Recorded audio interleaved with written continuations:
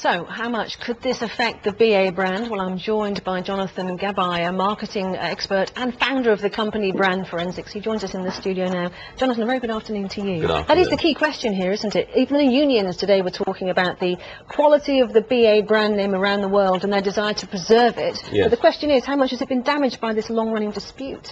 In a word, choice. It's all about choice in terms of the damage. People today have a choice. They don't have to fly the biggest airline, the smallest airline. They have to fly the appropriate airline for whatever their needs are going to be. Now, when they keep on hearing these stories about an airline, whichever the airline may be, that is not going to actually keep to what they're supposed to do, which is fly them from A to B, then what's going to happen is that they're going to say, I have a choice, and I'm going to choose something else. And this, very, very seriously, is something that BA, from a branding point of view, has to take into consideration.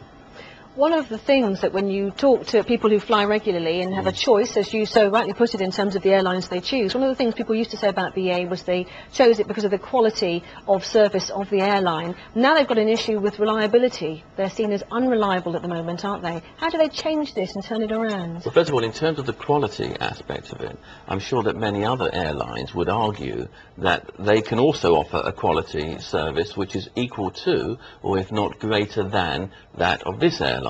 So the quality one is actually not such a rock-steady argument from their point of view.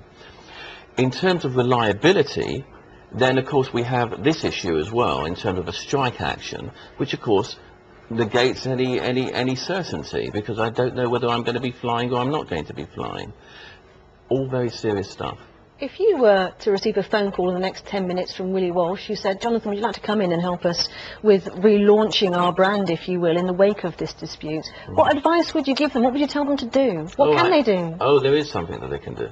There is something they can do. When it comes to branding point of view, there are two markets. There's always been two markets. There's the internal market and there's the external market. The external market, like sort of yourself and myself, who would be flying on an airline. The internal market are the people who are working for the airline. When you can win over the internal market, no, not just with monetary incentives. There are greater incentives than monetary incentives, but with a feeling that they are, and to pardon the pun here, but they are united in terms of what they're doing with the brand. When you can work on that, then you can work on the external sort of stuff as well. Do you think they'll get past this bump in the road, to put it mildly? I think that there's a lot of turbulence up ahead. This isn't the end. This really is not the end. Okay, thank you very much indeed. Your thoughts, as always, very welcome. Jonathan Gabay, thank you very much indeed. Thank you.